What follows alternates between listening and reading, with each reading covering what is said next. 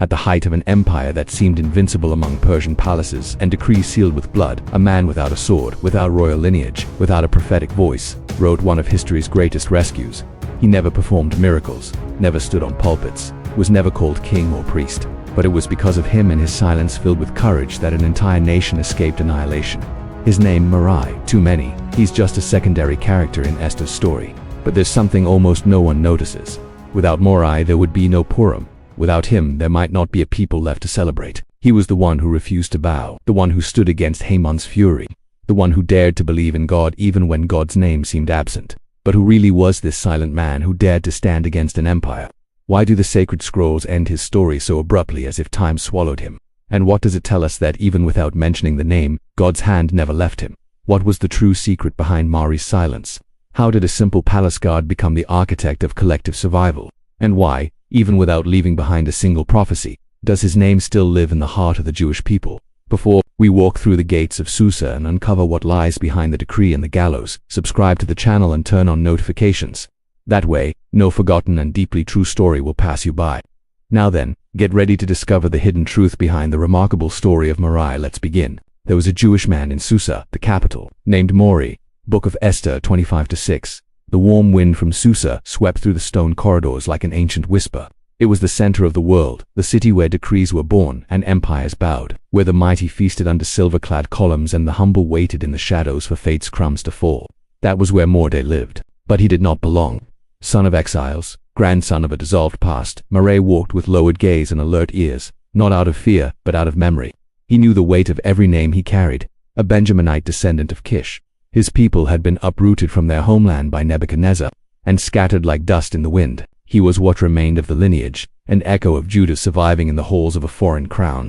He wore no crown, held no rank, gave no orders, but every day he was there at the gate of the king's palace, not just as a guard, but as a presence. He observed without being noticed, and knew who came and went. What rumors were whispered among the eunuchs, and what signs of silence lingered on the officers' faces. His weapon was silence, his resistance was memory. He had raised Hadassah, whom he called Esther, when danger drew near. Orphaned at a young age, she grew up under his gaze, learning to pray in a language few still dared to speak. He raised her with firm tenderness, hid the wounds of exile from her, taught her to guard her name, to conceal her origin, not out of shame, but to survive. And now she was inside. By royal decree, the officials had searched the cities for beautiful young women. Hadassah had been taken, Esther, they said, part of the harem, one among hundreds. But to Mordecai, it was like tearing a bond he never wanted to let go of. Every day he came to the outer courtyard. He never dared enter, but he stayed there all day, questioned servants, scanned with his eyes, tried to catch any sign from the girl he had raised as his own daughter. Sometimes he heard laughter, sounds of instruments, muffled cries. The palace's luxury sounded like mockery to the old faith burning in his chest. Every scent escaping the windows was a cruel reminder. She was in there, and he could do nothing. No one in the palace feared him. He was just the silent man at the gate.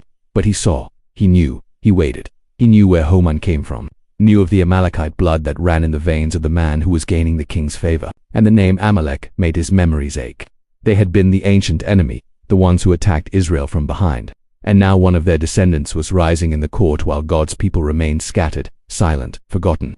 And Mordecai remembered Samuel's words, Saul's silence, the cost of disobedience. He carried all this within him as if his own tribe still balanced on the edge of fate.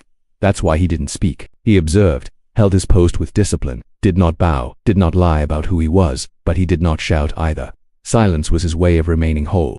One night, alone under the shadow of the gate, he lifted his eyes to the sky. No stars were visible, only the desert's oppressive heat and the distant hum of a city that never slept. What others called peace, he called exile. What others called power, he called trial.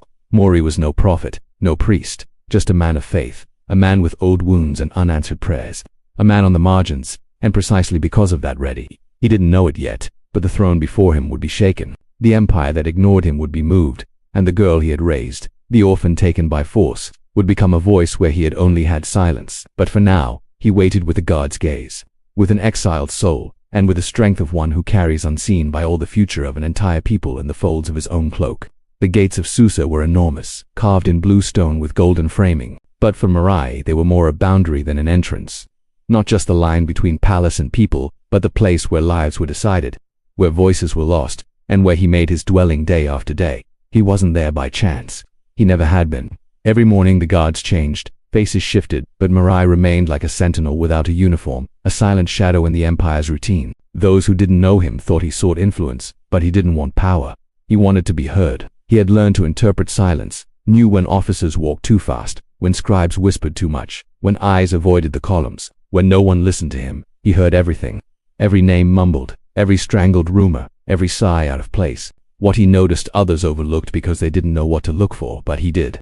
He knew what it meant that Haman's name was being repeated so often, felt the weight in every solemn greeting, the falsehood in every bowed knee. The palace was not stable. There were cracks behind the curtains.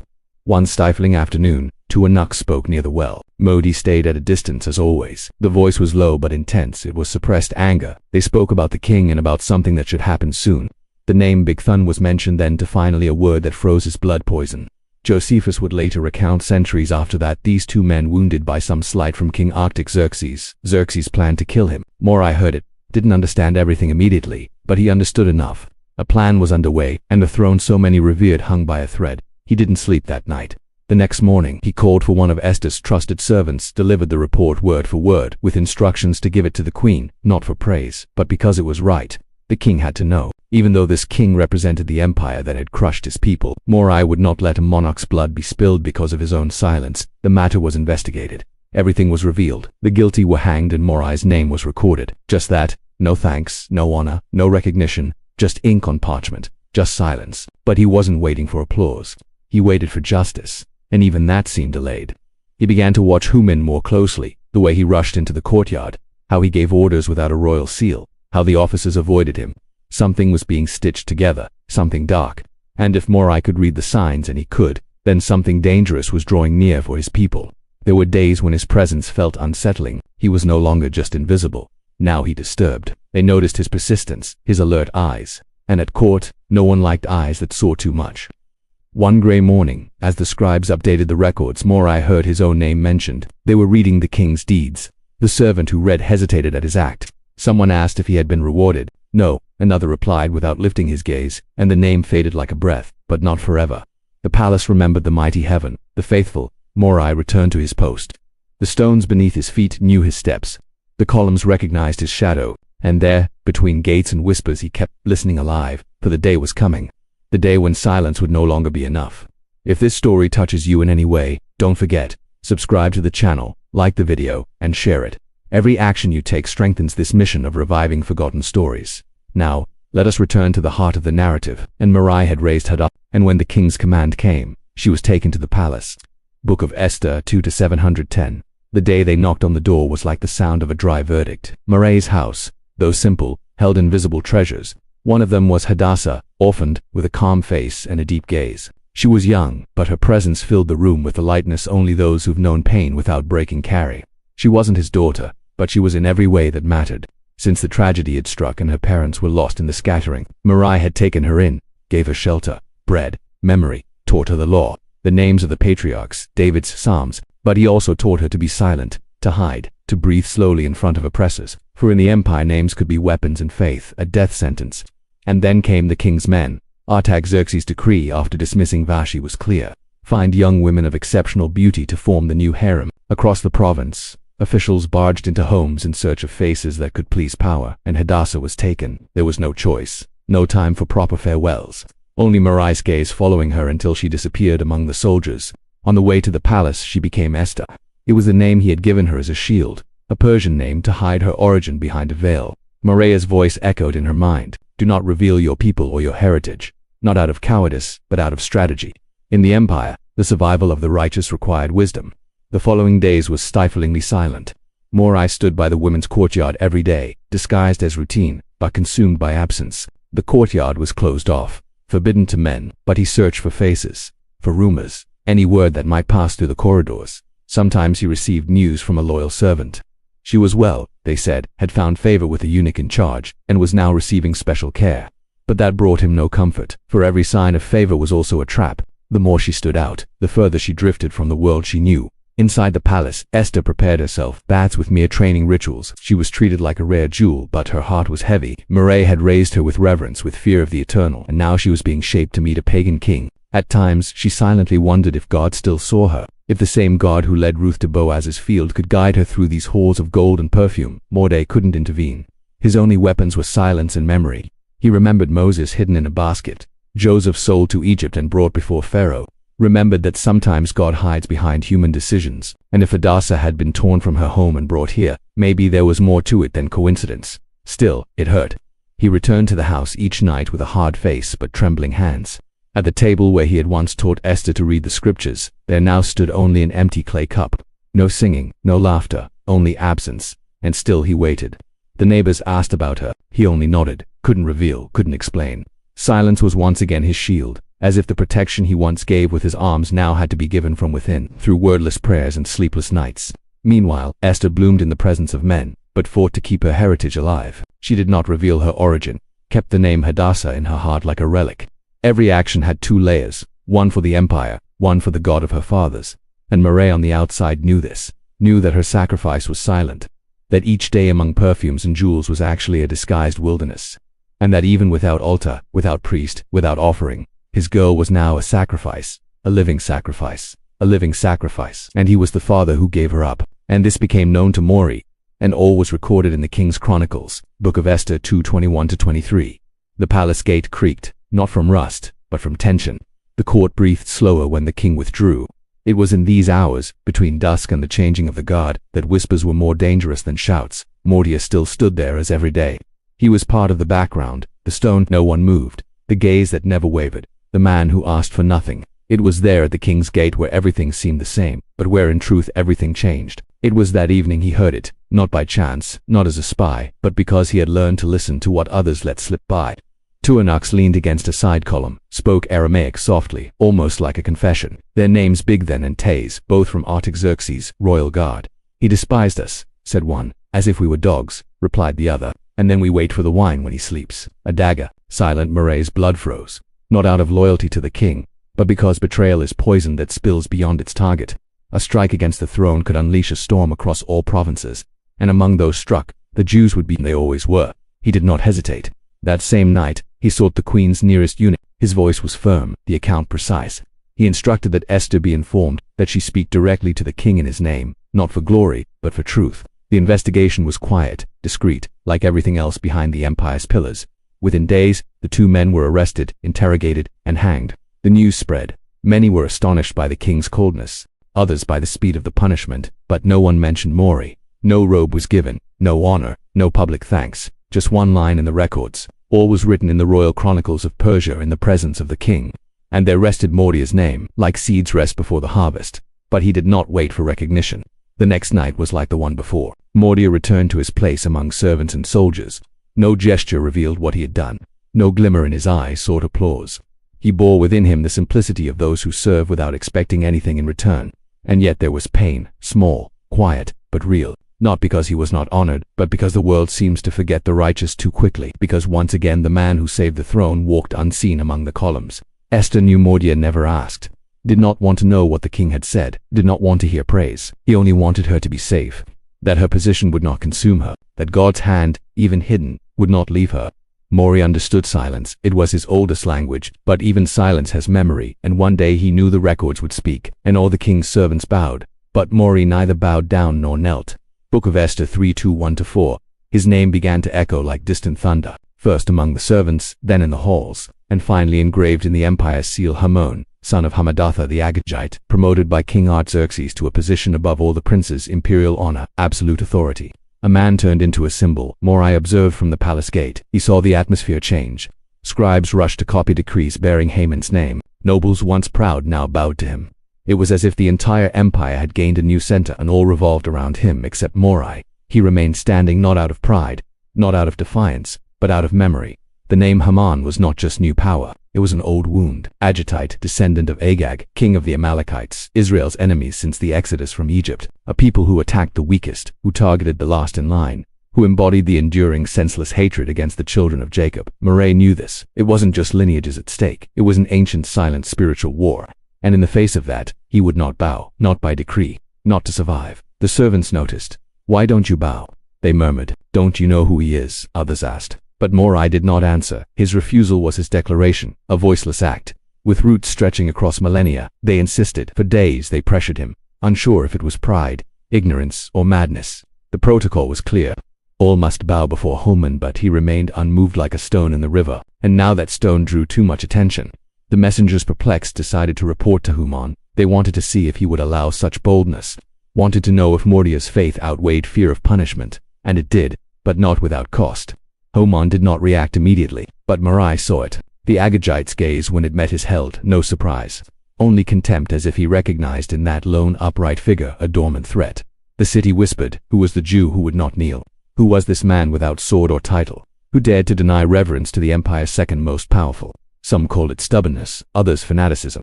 But those who knew Mordecai understood. It was conviction. This was not about politics, it was about identity. Mordecai had never sought confrontation, had endured exile, at times remained silent about injustice, hid Esther's name, knelt only to the eternal. But now, with Haman before him, he realized that even silence has a limit, that there is a point where compliance becomes betrayal of oneself, even knowing that this gesture or the lack of it would have consequences. That night, Mordecai did not sleep, not out of regret, but because he felt the weight of what had been set in motion. The empire that once ignored him was now staring back, and Haman's figure loomed like a shadow over the Jewish people. He did not yet know what was coming, but he recognized the pattern. Where old hatred lies, a new decree will soon follow. Still, the next day he returned to the gate.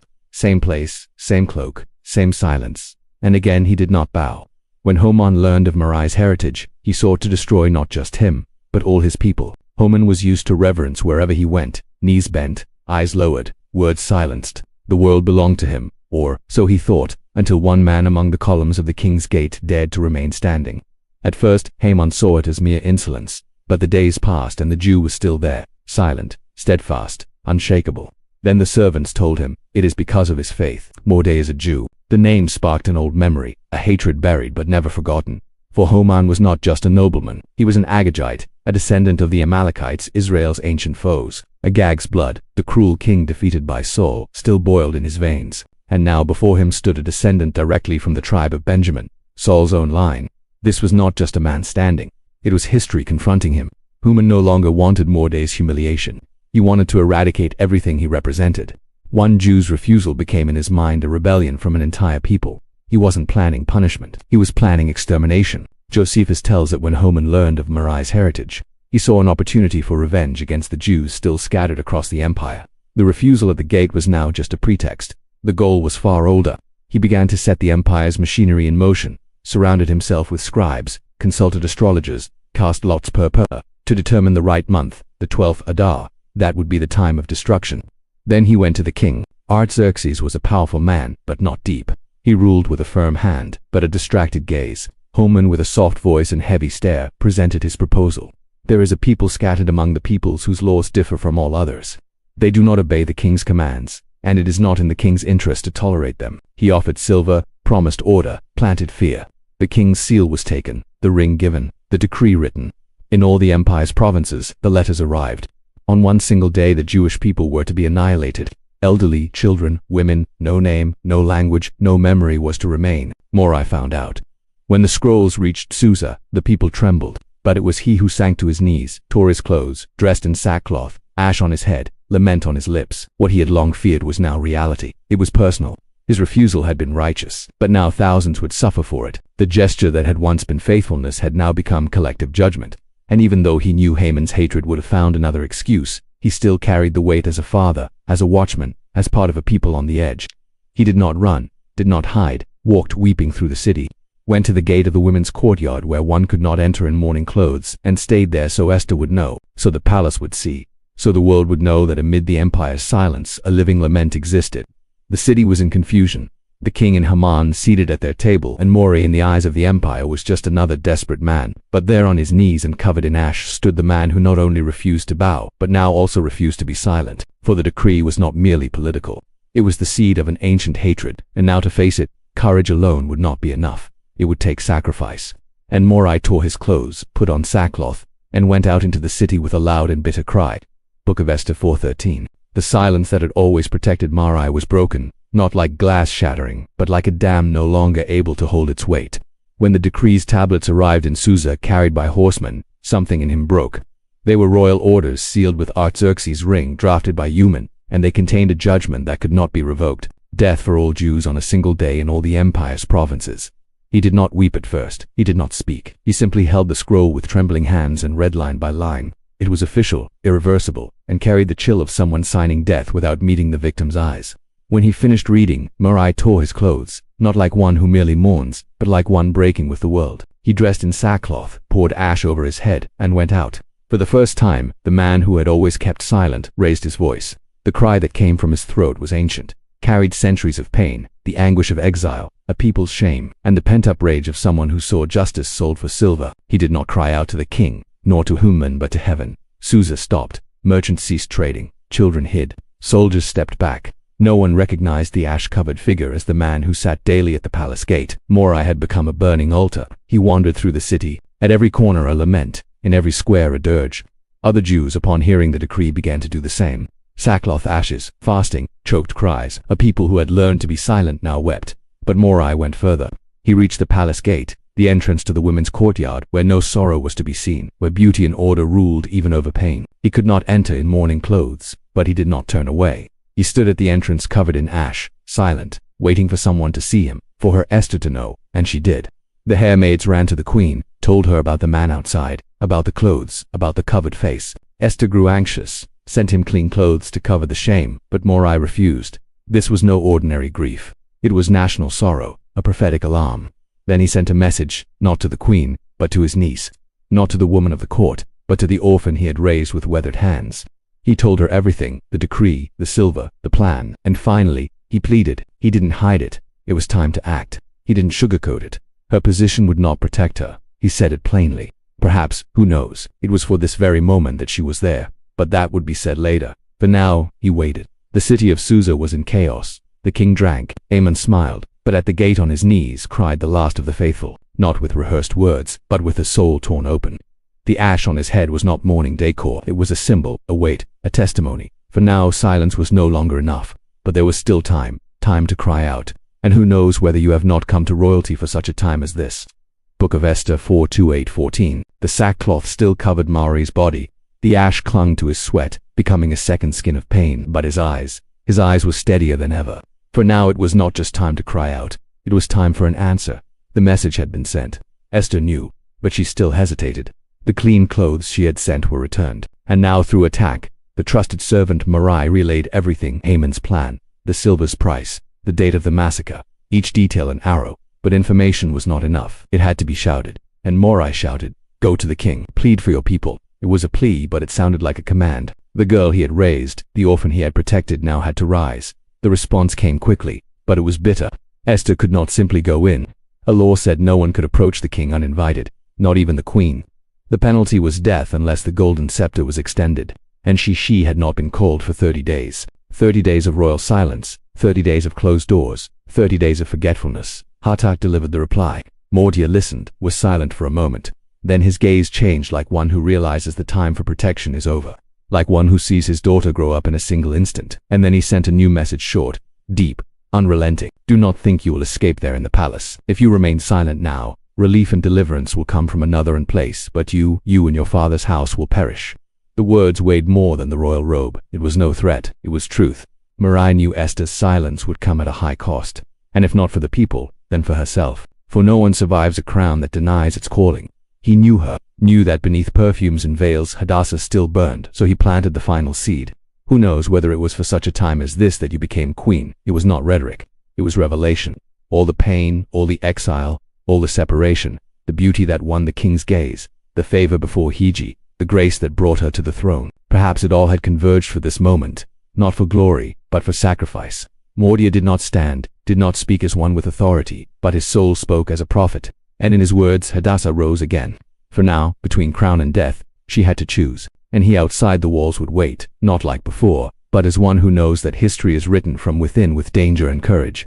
On the third day, Esther dressed in her royal garments and stood in the inner courtyard of the palace, and the king extended the scepter. Book of Esther 51 to 3 days, 72 hours of silence and fasting, no bread, no water, only stifled sighs behind veils and prayers spoken with empty stomachs and exposed souls. Esther fasted in the palace, Mordecai fasted at the gates, and with them an entire people suspended between a decree and a hope. Time stood still. The sun rose and set over Susa, but the city seemed frozen.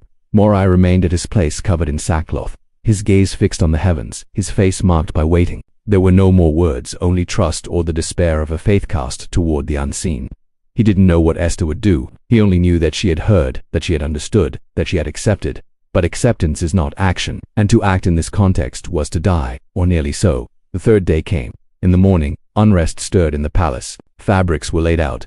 Guards took their posts. A ritual tension filled the air. The king was to receive a visitor, but no one had been summoned. Mordecai held his breath. Inside the palace, Esther dressed in her royal robes. She didn't choose the most beautiful gown, but the right one.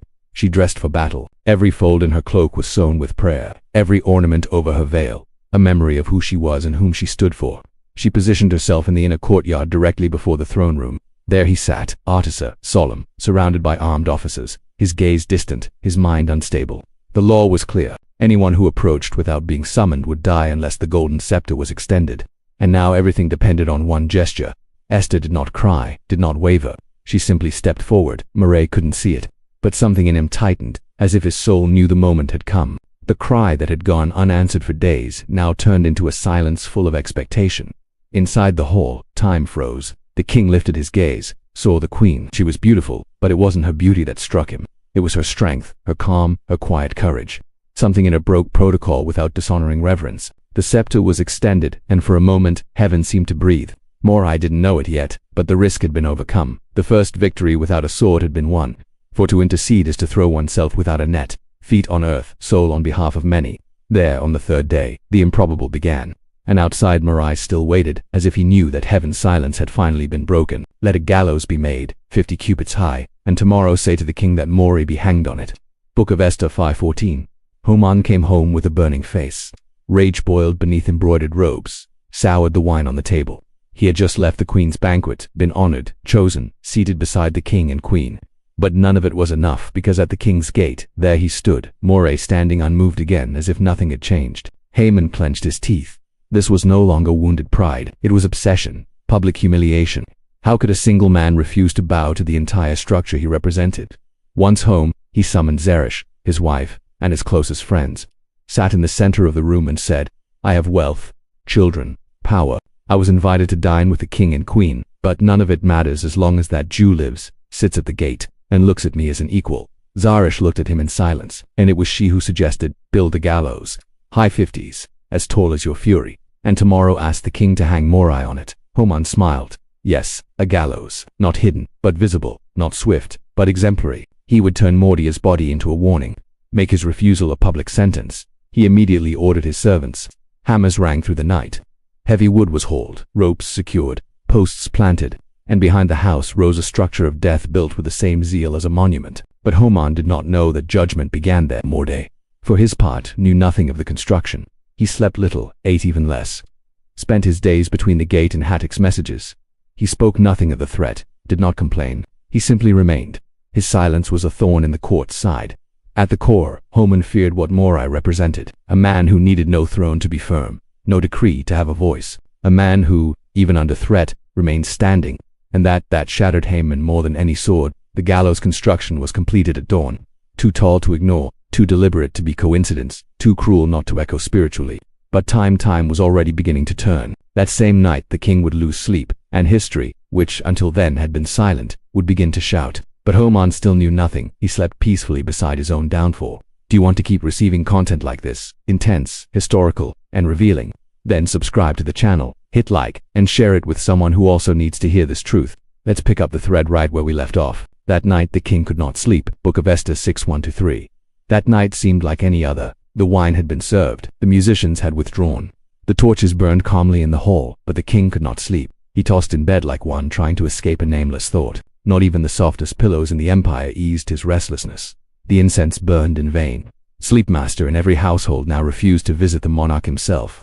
Artaxerxes didn't know why, but the invisible threads of history bound by no law began to move. He called for a servant. Bring the chronicles, he said. The royal annals. Yes, read to me anything. He wasn't seeking wisdom, just relief. He hoped the repetition of names and dates would lull him to sleep. The servant unrolled the scroll, read slowly, ceremoniously, as tradition required. Old events, titles, victories, until one line emerged, like light in the night's darkness. It was found recorded that Mordecai had uncovered a conspiracy by Big Then and Teres against King Artaxerxes. The king lifted his gaze. What honor was given to this man? The servant hesitated, read again, none. The silence that followed was heavier than any verdict ever spoken in that room. Artaxerxes leaned back. The name Mordecai echoed in his mind. He vaguely remembered a man at the palace gate, silent, insignificant. One of those no one expects to find in the chronicles of salvation. And yet he was the one who had saved his life without fanfare, without demand, without reward. The injustice troubled him. Perhaps more than the event itself. The empire that prided itself on perfect laws had forgotten a righteous man, and Artaxerxes in that sleepless night began to see, not just a forgotten name, but a wrong that needed to be made right. Outside, Susa was wrapped in fog and silence. The city slept. Haman's freshly built gallows still stood, a sharp shadow against the dark sky. Inside the palace, a decision was taking root. Mordecai knew nothing, still in sackcloth, still fasting, still waiting. His name had been written and forgotten, but now, without knowing it, the archives began to speak for him. The righteous man's name, silenced by men, was preserved by history, not as an echo, but as a seed. God was still not mentioned, but the signs were there. In the king's restless eyes, in the awakening of memory, in the sacred discomfort, for some nights do not speak from heaven. They awaken kings. Then the king said to Haman, "Do this for Mordecai, the Jew who sits at the king's gate." Book of Esther 6:10-12. The sky was still pale when Haman passed through the palace gates, walking fast like a man already victorious. He carried on his lips his long-awaited request. The execution of Mordecai, the gallows, was already built. All that remained was the king's seal. But before he could speak, the king interrupted him. What should be done for the man the king wishes to honor? The question sounded like a blessing. Haman, consumed by his own vanity, didn't hesitate. He pictured his own triumph. Described royal robes, a horse from the king's stables, a crown, a public proclamation, everything grand, everything visible, everything to feed his pride. The king nodded. Then hurry and do this for Mordecai, the Jew who sits at the king's gate. Silence. The sentence fell like a stone in still water. The name Mordecai, the man he hated, the one who refused to bow, the one who was now to be honored, and by him Haman could not refuse. The order was clear, absolute, undeniable. That morning, what was meant to be a march toward death became a parade of justice. And there he was, Haman cloaked in the weight of his own humiliation, leading the royal horse through the streets of Susa. On the horse behind him sat Mordecai, the Jew who didn't plead, who didn't flee, who didn't take revenge, now dressed in the king's garments, not out of ambition, but for justice. Haman walked ahead. "This is what is done for the man the king wishes to honor," he said as if swallowing glass. The streets filled. People rushed to windows. Servants, elders, women with children on their hips. All saw the impossible unfold, the turn of fate, the fall of the proud, and the elevation of the silent man. Mordecai said nothing. He didn't smile, didn't wave. His expression remained unchanged, steady, peaceful, as if the honor didn't move him, as if this recognition said more about God acting in silence than about himself. Haman's humiliation deepened with each step. His pride built on favor and intrigue was now crushed beneath his own feet. The man who had built a gallows now led the one meant to hang from it. When it was all over, Haman returned home in shame. His face, once raised like a tower, now bowed under the weight of judgment, and Zeresh, his wife, whispered what he feared most: "If Mordecai is of Jewish descent, you will not prevail." Meanwhile, Mordecai returned to his place at the palace gate as if nothing had happened, for his dignity was never in the garments. It was in remaining faithful even when unseen. Now all saw. But he remained silent. The man, the adversary, an enemy is this wicked Haman. Book of Esther 73-10. The second banquet began like the first, with raised goblets, rows of servants, and the king in high spirits. But behind the sweet aromas and friendly words, something burned in the air, something ready to be revealed. Esther was there, clothed in the same silence that had followed her from the beginning. But in her eyes there was no hesitation. She knew the moment had come. Everything she had endured, the abduction, the harem, the separation from Mordecai, the fast had led to this night. Artaxerxes, curious, finally broke protocol. "What is your request, Queen Esther? Up to half the kingdom shall be yours." She took a deep breath. There was no turning back. "If I have found favor in your eyes, O king, and if it pleases you, let my life be spared and my people's. That is my request and plea." The hall fell silent. Esther continued firmly. "For we have been sold for destruction, for slaughter, for annihilation. If we had merely been sold as slaves, I would have remained silent. But this calamity is too great." The king rose. "Who is he, and where is the one who dared to do this?" Then she pointed. "The man, the adversary and enemy is this wicked Haman." Haman turned pale. His body froze. The mask fell. There, before the king and queen, the truth he had hidden with flattery and silver was cast like a sword. He was no longer an advisor, no longer exalted. He was the condemned. The king rose in fury and went out into the garden. He needed air, needed to think. His eyes, once blinded by trust, were now opened by truth and could find no rest. Haman threw himself to his knees before Esther, begged, pleaded, trembled, but she did not move. She was no longer the girl from the harem. She was the bridge between a threatened people and a destiny that refused to be silenced. The king returned and saw the scene. Haman sprawled across the couch where Esther reclined. The wrath was complete. Will he also assault the queen here in my own house? The decree was executed before he finished speaking. The servants covered Haman's face. One said, "Look, the gallows Haman built for Mori is ready by his house, 50 cubits high. Hang him on it," commanded the king. And so it was done. The wood raised for death became his own end. The trap set for the righteous consumed. The wicked and Mari somewhere at the gate waited, unaware that judgment had fallen and justice had risen. And the king took off his signet ring which he had taken from Haman and gave it to Mordecai. Book of Esther 81-2. Haman's body still hung from the gallows when the news spread through Susa. The enemy of the Jews was dead. But for Mari there was no celebration, no full relief. For one man's fall did not erase a sealed decree. The ring that had sealed death still existed, and the silence between provinces still cried out. The next morning the king summoned Esther. His eyes were tired. For the first time in a long while, the court had seen the throne tremble. Now order had to be restored. Esther bowed, spoke with reverence and strength. She asked to receive Haman's estate, not out of greed, but justice.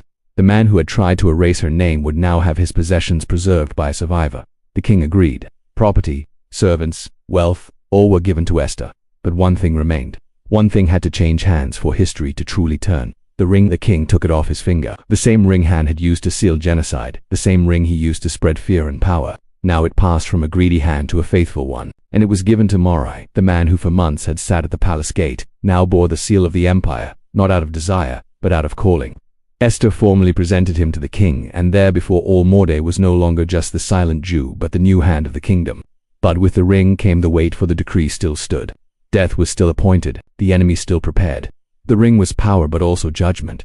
When Mori received it, he did not smile. He did not lift his hand to show authority. He lowered his gaze like one who understands that true honor carries deep responsibility. The rebuilding began there. It was not enough to survive. Now they had to write, lead, reform. Now silence had to become decree, and faith had to become policy. For thousands were waiting, people, families, elders waiting for change. The ring was heavy, heavier than royal robes, heavier than delayed recognition. It was the symbol that fate had turned and now rested in his hands. Mordecai was not prepared for this in royal halls. He had been shaped at the gates in fasting, in sacrifice, and that is why he was the right one. Susa watched the people followed, and for the first time a Jew's name was not feared but celebrated. But he knew much remained. Justice had begun, but salvation not yet. Write for the Jews as you see fit, and seal it with the king's signet ring. Book of Esther 89-17. The death decree still echoed through the streets, even though Haman was dead and the royal seal now rested on Mordecai's finger. The old order remained in force, unrevoked, unshaken, threatening, like a sword hanging in the air, ready to fall. The king summoned more. His voice was clear, the problem undeniable. The murderous edict could not be cancelled, but a new one could be written. Write for the Jews as you see fit. Seal it with the king's ring.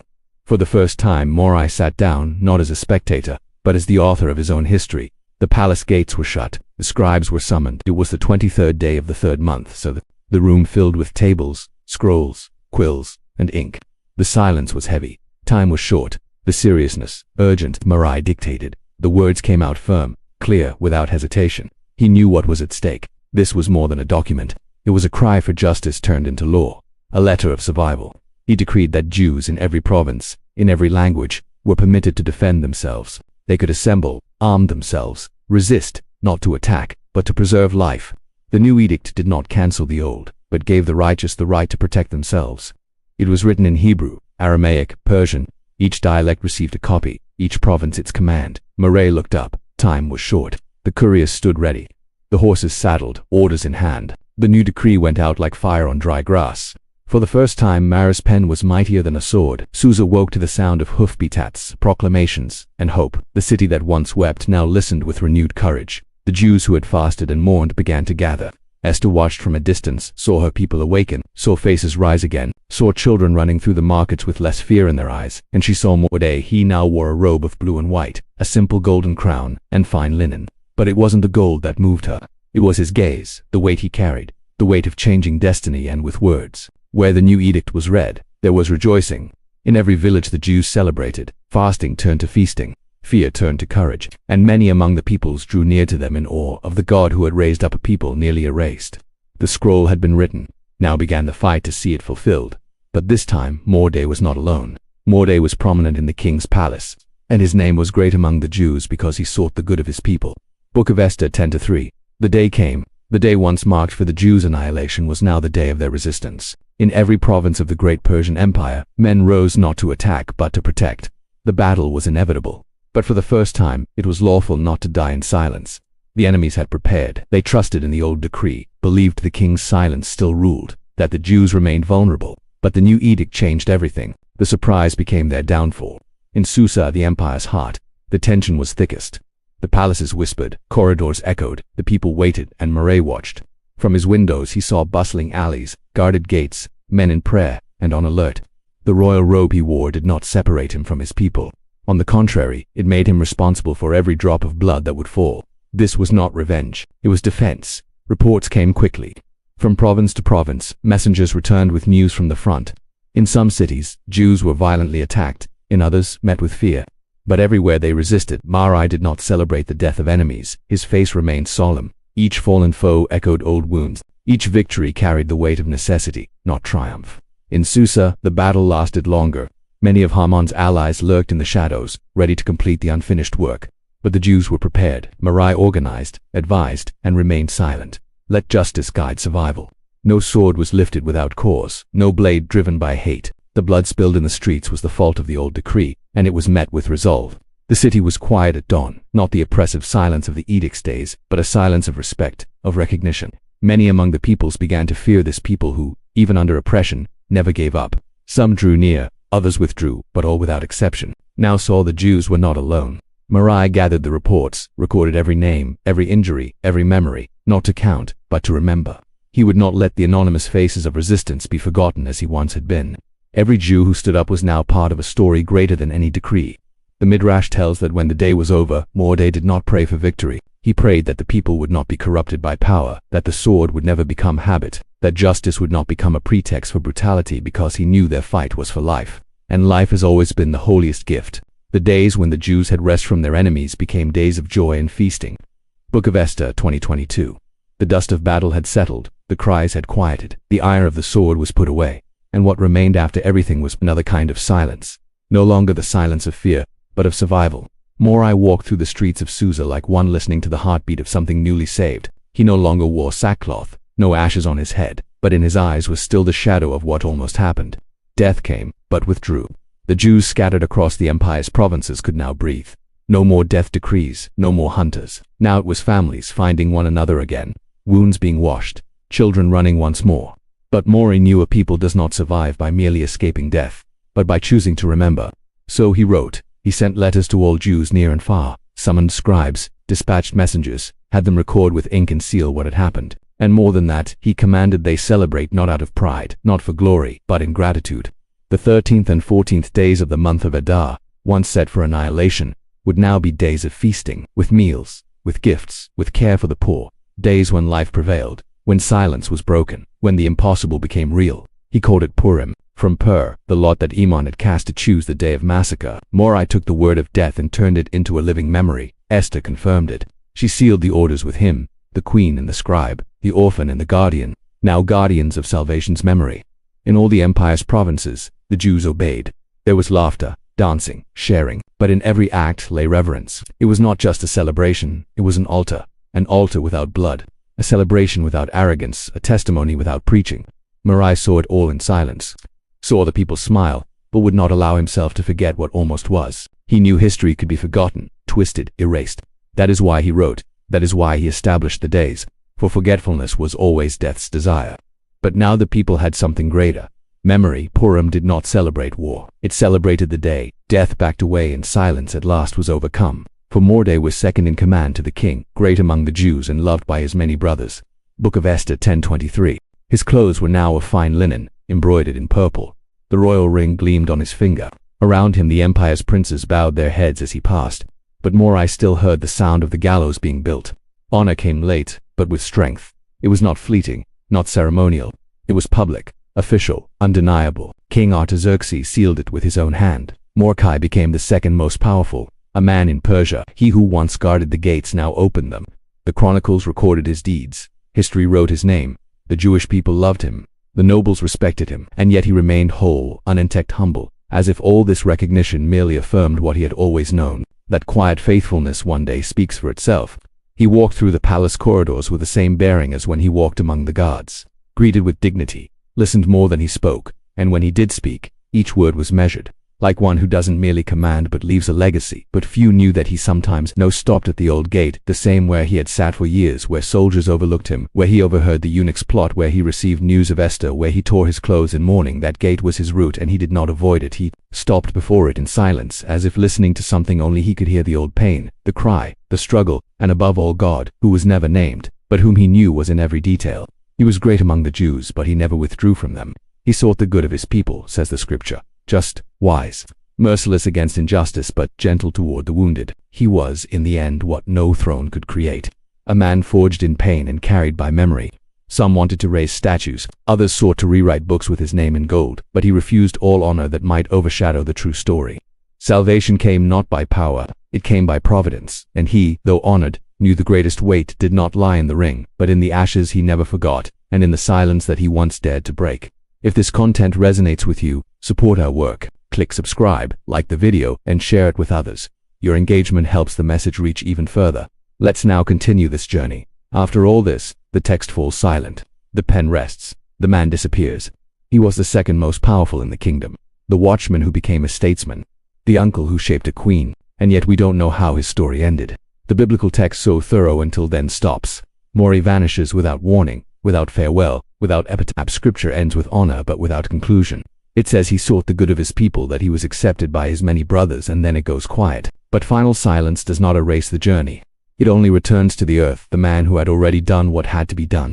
Flavius Josephus, writing centuries later, notes that Mordecai remained a figure of authority in the empire for a long time, that his influence did not end with Haman's death. On the contrary, it deepened. He became a symbol of righteous resistance, a Jew who ruled not through power but through faithfulness, not by royal blood, but by ancestral memory.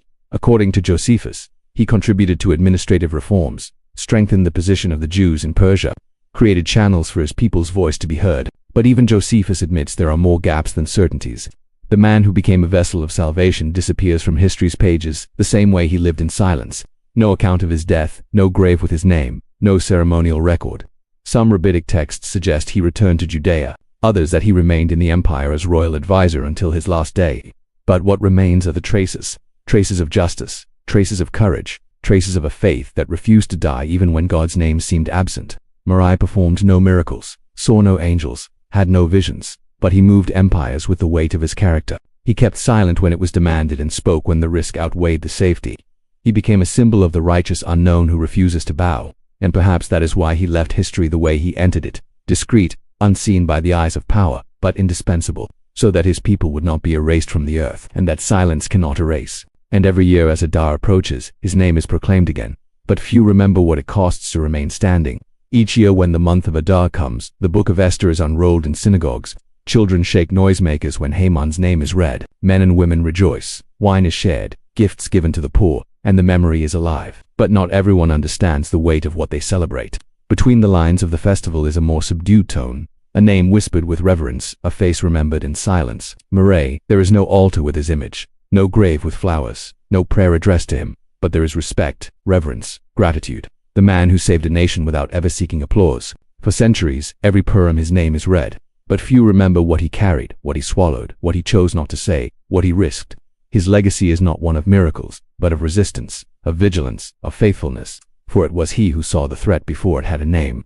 He who refused senseless submission. He who taught Esther to protect herself and later to sacrifice herself. He who translated silence into a cry, who turned grief into strategy, who responded to a decree with a decree, who wrote survival with pen, ink, and fasting, but honor never tempted him. Through the centuries, rabbis have studied his role. Some have elevated him as a hidden prophet, others as the symbol of the Jew who works within the machinery of the world without being shaped by it. Many have seen in him a kind of Joseph in Egypt, raised to power to preserve his people. But unlike Joseph, Mordecai leaves the stage without farewell. No final words, no recorded blessing. Just an abrupt end followed by silence. And perhaps that is exactly what makes him so necessary. For he represents all who carry a people without being seen. All who say no when the world demands a yes. all who fast alone, who keep watch at gates without thrones, who protect even when they are not remembered. Mordecai is the father who raises in exile, the advisor who does not shine, the man who feels fear but stands firm. In every generation when danger draws near, it is his posture that is expected to rise again. Not throne, not crown, not sword, but conscience and memory. The scrolls are read. The words resound, and in the hearts of those who listen deeper the question arises. What kind of man becomes a break in history where light enters? Mordecai never wished to be remembered, and yet he is. For the one who bears the fate of others on his shoulders never truly disappears. And yet he was there in every turn, in every reflection, in every silence.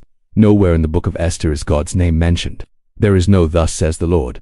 No. And the Lord answered, no visions, no voices, no miracles. Heaven seems silent, and yet everything moves. Rabbinic tradition reflected in Talmud Megillah 7a does not overlook this absence.